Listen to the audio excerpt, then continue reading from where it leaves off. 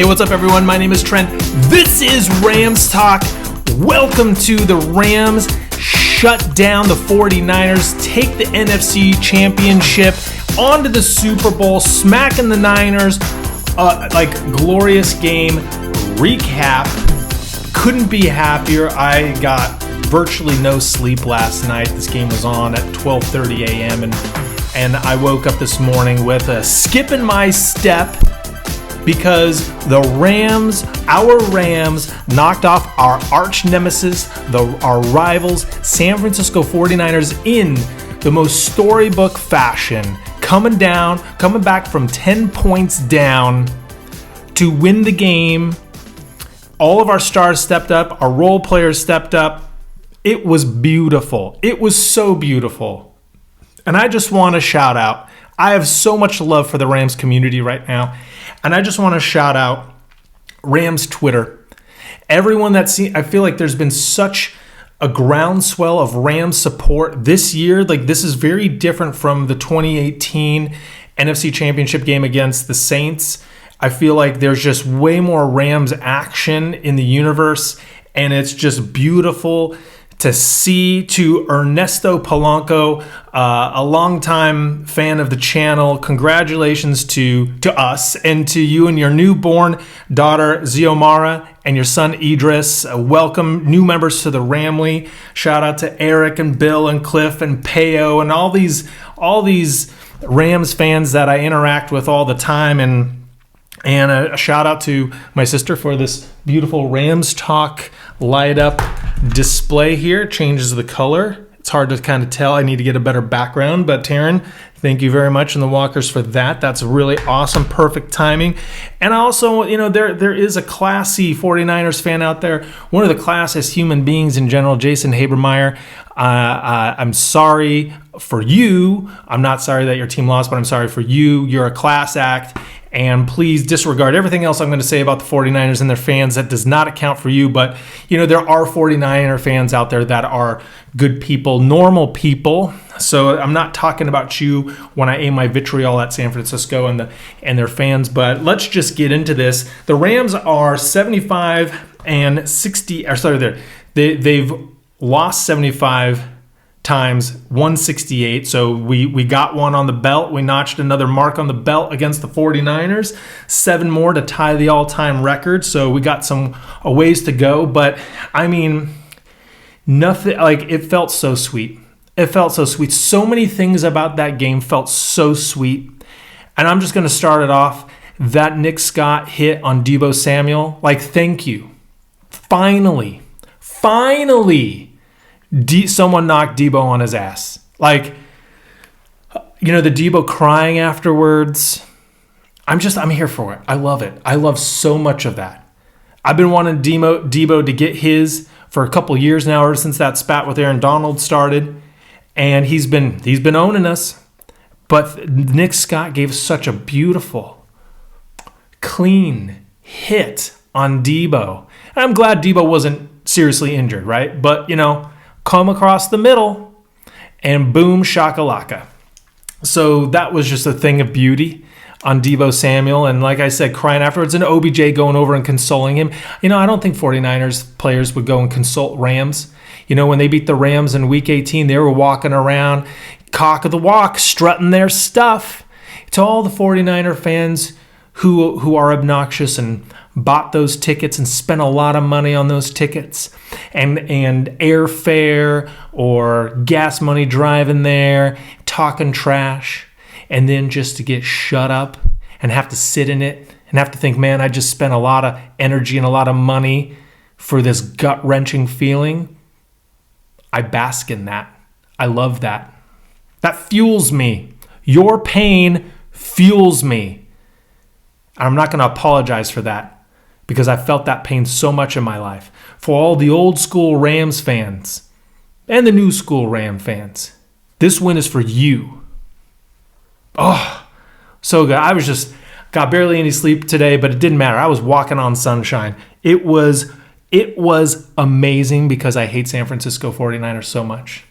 So I can't even, it was such poetic justice what happened. I think there's this crazy stat You know how Sean McVay used to rule by leading at halftime, he had won, he's 50-something and won. Well, here's a crazy one. And that was broken in Week 18 when San Francisco beat the Rams. So that shattered McVay's streak.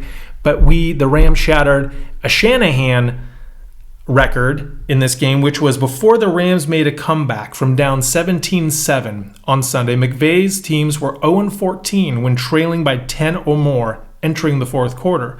Shanahan coach teams were 23-1 when leading by 10 entering the fourth, with the only other loss coming against the Chiefs in Super Bowl 50. I think that was 50 or no, 53, 54, whatever. So yeah, how do you like that? How do you like that? How do you like choking away a game away again, Shanahan? Choked away with the Falcons, choked away with the 49ers against the Chiefs, choked away against the Rams in the NFC Championship game. Choking Shanahan, the genius Shanahan. And also, I would love, it's not going to happen, but I would love every member of the mainstream media who picked the Bucks to beat us, who picked the Niners to beat us, to go on TV today and say, hey, I haven't been given the Rams credit. I've just been following lazy media narratives because I'm a lazy media person and I don't actually open the hood and look underneath to see what's going on there. How many pundits picked the 49ers? I think it was probably 75% of them at least, right? And then you're going to hear, had Jaquiski Tart held on to that, that's the game saver. And it's amazing to me. Going back to the NFC Championship game against the Saints, how the Nickel Roby-Coleman call, and I get that. But, they overlook so many other calls in that game. If Cooper Kupp catches that first pass, he probably goes for a touchdown. Then if Ben Skowronek catches that pass, that's a touchdown, right? Matthew Stafford throwing a tip ball into the end zone as an interception. Jalen Ramsey not catching that ball and running it back for a pick six and ending that game way sooner than it should have been. Matt Gay missing a field goal. Like, there are all these other things that the Rams messed up on. But we're talking about Jaquiski Tart.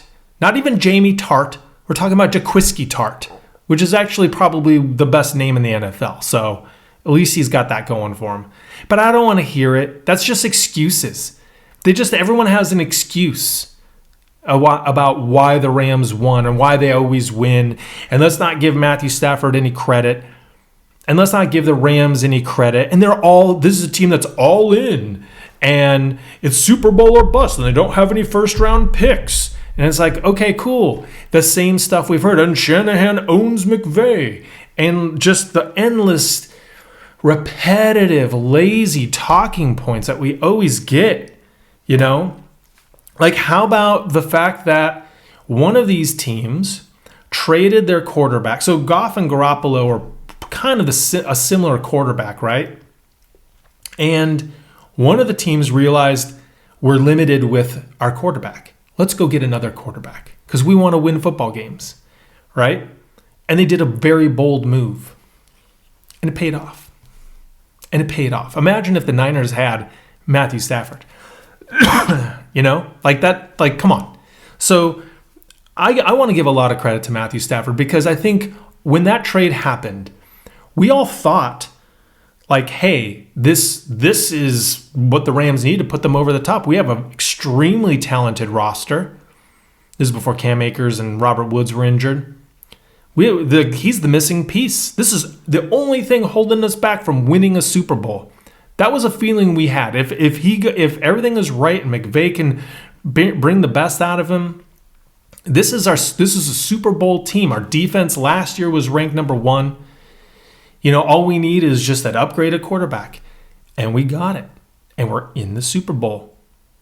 And no matter what anyone says, that was the right move. The Rams were bold, and that scares other teams, and it scares pundits because it's not the traditional way. Matthew Stafford came in, and he delivered.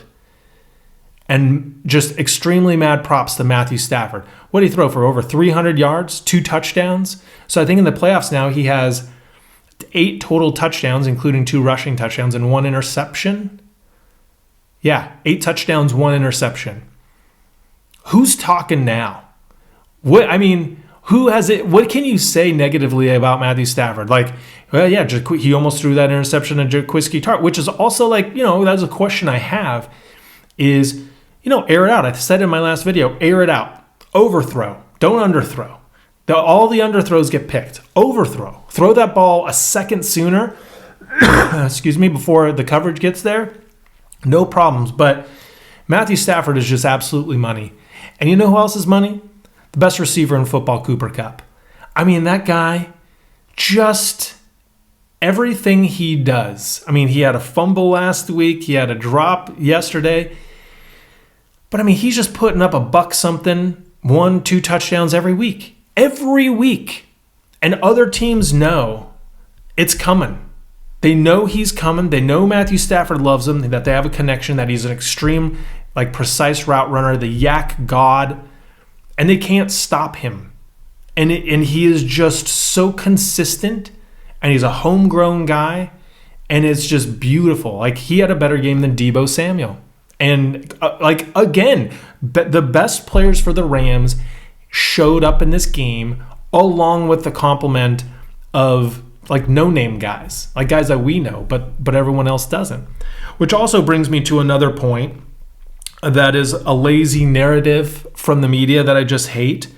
But it's about the Rams being such a top-heavy team. And they make these trades and they're going all in. And, they don't do things the traditional way. Well, Jason OTC said on Twitter that despite the way people look at the Rams, they actually ranked 6th in the NFL in homegrown players. They had the most drafted players in the NFL on their roster this year.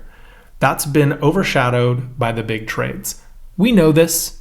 Someone want to tell Howie Long? Someone want to tell Skip Bayless? Someone want to tell any of these other knuckleheads?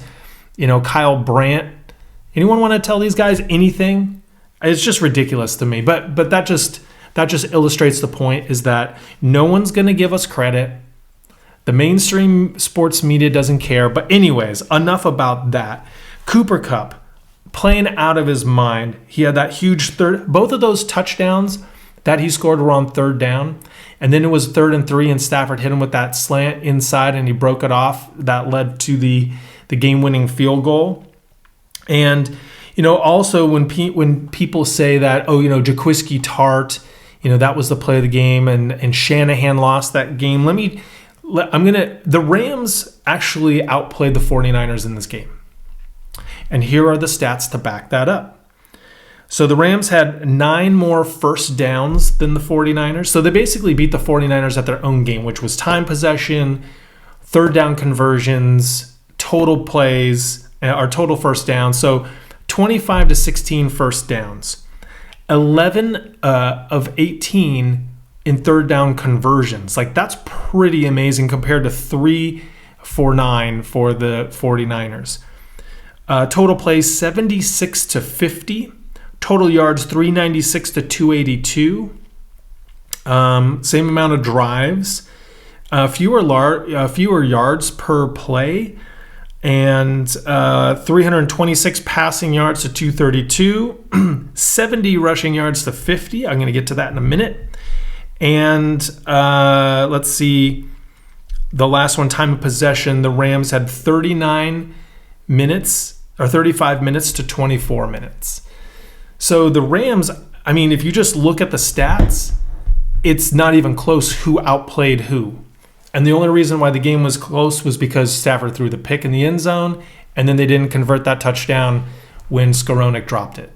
And even if the Rams get 3 and then 7, that's 10. It's not even close. And what I really want to touch on with the rushing yards, and coming into this game, it was the physicality of the Niners. It was how the Niners kind of have handled the Rams. You look at the previous games, and the Niners were just owning the line of scrimmage. It seemed like they were more fired up, they just wanted it more, and it was evident, right? And so that was my concern coming into this game, is that the Rams, I think, were up to the moment. I knew that they wouldn't be sleepwalking in this game, right? So it was, but can they actually move people around? And Trent Williams played. And the Rams moved people around. Do you remember in 2018 in the second round of the playoffs where the Rams played the Dallas Cowboys? And that season was Ezekiel Elliott's like monster season, and the Cowboys were third in the league in averaging an average rush yards per game. And they came into the Coliseum, and the Rams held the Cowboys in that game to 50 yards rushing. And that's when the Rams rushed for, I think, 273 with C.J. Anderson and Todd Gurley. But that was a game where everyone was like, the Rams can't stop the run. That was actually when our defense was worse against the run than it is now. And so, but that was the narrative. The Rams can't stop the run, and Zeke is coming. And coming into this game, the 49ers had rushed for almost 300 yards combined in 2 games, and the Rams held them to 50. That is the 49ers' bread and butter. And the Rams held them to 50 yards. That's Deebo Samuel and Elijah Mitchell combined. The Rams dominated the line of scrimmage in the run game. And if it wasn't for the Deebo Samuel screen, then, I mean, this game is completely different. So the Rams came in, and the Rams defense held, and you could see to start the game, the Rams were loading the box. 6 guys on the line, 8 guys, 9 guys in the box. The Rams knew what the 49ers were doing. They knew it. Like, basically, they took the second half of Week 18, and they studied and analyzed it, and they're like, this is what the 49ers are going to try and do again. Because they know what worked. They're going to try and exploit Troy Reeder, which they still did. And they're going to look at the weak links, and they're going to try and do the same exact stuff. And the Rams were ready for it for the most part. You know, they held them to 17 points. And I tip of the cap to the Rams defense. And then you look for the passing game, they picked on Darius Williams, which is just, it's so weird to me how I feel like this season Darius Williams is a step off of last year. I mean, I get Troy Reeder and all, and I really hate to speak ill of any of the Rams players because they're guys and, you know, they're on our team, and I don't want to do it, but it was obvious that they were attacking Troy Reeder, who took some bad reads in this game. And because Ernest Jones was kind of still on a pitch count, because, I mean, he came back from an ankle sprain, and, you know, obviously he's not going to be going full bore 100%. So it was the Troy Reeder and Darius Williams show, and who's going, you know, how can they step up and make the plays? So, but the fact that the Rams made these adjustments, and Raheem Morris and Sean McVay made these adjustments, and also this is a Raheem Morris vindication of all time for everyone who was freaking out at the beginning of the season. You still want to fire Raheem Morris? The dude's going to probably get a head coaching job. Like, you know, it takes time. New players, new coordinators, new coaches.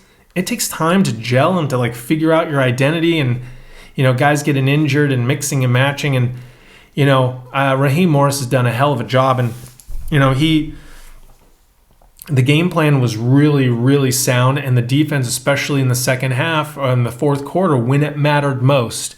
And this is what I want to talk about. When it mattered most, the Rams did not fold. The entire team did not fold. And Aaron Donald, this is exactly what we were waiting for. We were waiting for the best player in the NFL to basically say, nah, hell with this. Let's freaking go. Let's do this. I will bull rush whoever I got, and we're going to go get this. You saw him firing up the guys on the sidelines, and N'Shawn Robinson was like serious, like looked like he was about to kill somebody. And they got after it. And when Aaron Donald went in there and they got that interception, man, if you can find the JB Long call, the radio call of that, so much better than the Buck Aikman call, which, I mean, just please, no more Buck and Aikman. I'm just so done with it. But Aaron Donald, I mean, this is what you do. This is what you do. This is what all-timers do. And the Rams defensive line got so much push on the last 2 defensive stands. It was a thing of beauty to see. And Eric Weddle off the couch, leading the team in tackles. And I also saw a stat where in the last 3 playoff games, Eric Weddle has 131 snaps, which is more than Terrell Burgess has had all year. Now, I like Terrell Burgess, but I really think it's time that we pump the brakes on the Terrell Burgess hype train because he hasn't really played. And even when 2 of our starting safeties went down, he still wasn't starting and barely even playing. In the game against Tampa Bay, he had like 16 snaps. Why is that? This guy that we're all like, he's so great, he's the second coming, and maybe he just isn't, or he isn't yet. I know Weddle just has, there's a difference between being a physical talent and then also like understanding the flow in important situations. And I think it's safe to say that who we thought Terrell Burgess was is not who he is, at least right now. Very interesting. But I mean, going back to the Rams team build, and you have these stars, but you also have the Traven Howards, and you have the Greg Gaineses, and you have Darius Williams and Nick Scott, a 7th rounder, who is just playing lights out. I mean, like, my goodness, what a steal. I want to say Traven Howard was a 7th rounder. Troy Reeder was undrafted. A'Shawn Robinson was an unheralded free agent. And Obo was in there creating pressure. And it's just, then you look at the offensive side. I mean, the offensive line held up like just like a wall. We were breaking, like the Rams actually broke off a couple nice runs and had Cam Akers not gotten banged up. He left for a while with a shoulder injury. Who knows? Because there was a time where they abandoned the run because I think Cam Akers was out and they were doing well with Cam. And then I feel with Michelle's more of a north to south, and Cam Akers was making some misses. So, but Cam Akers was playing well. And then also, I mean, come on. Kendall Blanton. Tyler Higbee's out. I mean, who knows what's going on with Tyler Higbee's knee? Hopefully he's okay. He'll be okay in 2 weeks. But Kendall Blanton, 2 weeks in a row, he caught a touchdown against Tampa Bay. And this week he had that flea flicker tight end screen deal. Like, Kendall Blanton, soft hands, doing well in the blocking game. Kendall Blanton, homegrown guy. Like, elevated from the practice squad this year, I want to say. So, I mean, it was all kinds of guys stepping up. And Odell Beckham Jr., 113 yards. And that guy came, I'm like, does anyone really have, like, when you see the ball going into his hands, it's like they just smother the ball. And it's just like you can't get it out. And he just made big catch after big catch. The one he got, and then Jimmy Ward hit him helmet to helmet, I mean, was so crucial, right? Because that was coming off of the right after the interception that was dropped by Tart, and then OBJ catches that one, then 15 yards tacked on. But I mean, OBJ, I mean, really, once again with the media and these lazy narratives about he's a cancer, he's washed, he's this, he's that. Like, come to the Rams, the fountain of youth. Get your groove back on the Rams. You can just tell the vibe on this team is just top notch. And so Andrew Whitworth holding his own against Nick Bosa. The interior of that line holding their own against, getting that against that 4-man rush, that's no joke. And they held up. Samson Ebicom, though, at the end of the game, it's like, dude, get out of here. Where was that? I mean, yeah, he did that against Kansas City in 2018 in the Monday night game, but like, come on, let's get real here, Ebicom. A couple things, though. McVay with the challenges were just terrible. Absolutely terrible. There was a play call, like it was 3rd and 1 or 3rd and 3, and they threw a screen and it was totally snuffed out. And I mean, there was some decisions in there. There was at least 3 decisions where I was just like, what are you doing? Are you melting down? Are you okay? I mean, the challenges were just terrible. We all knew it. We knew Stafford didn't get it. And, the timeouts, the clock management was just really atrocious. And so, at the end of the game, they still did what it takes. They still knocked out the 49ers. Amazing stuff. Made little girl Debo cry. And honestly, I'm real interested to see how San Francisco does next year with Trey Lance. Because I feel like, depending on what other moves they make, they move on from Garoppolo, they'll get some money back because, that's 20 to 30 mil. That's off the books. But see what other players they bring in. But, I for what it's worth, I feel like Garoppolo was one of the better quarterbacks they could have for that system. And I don't think Trey Lance is going to move the needle for them in a more positive direction than Jimmy Garoppolo did. So I'm like, bring on Trey Lance. I'll take that. And I think most 49er fans probably feel the same way, like, oh no, Trey Lance. So, oh gosh, just now I'm running out of steam. Now it's all like settling in, but that was just glorious. So, I couldn't think of a better solution or a better way to end the playoffs here. Now going to the Super Bowl. I mean, that's crazy, the Super Bowl. So I'm just hopeful that the Rams get a lot of guys back. I don't know what the status is on Higbee, but who knows? Maybe Henderson is back. Cam Akers gets everyone gets extra weeks of rest. Whitworth could heal up. Maybe Sebastian Joseph Day comes back. Robert Rochelle comes back. I'm missing someone else. Yeah, Sebastian Joseph Day, Hendo. Van Jefferson's knee can take a rest.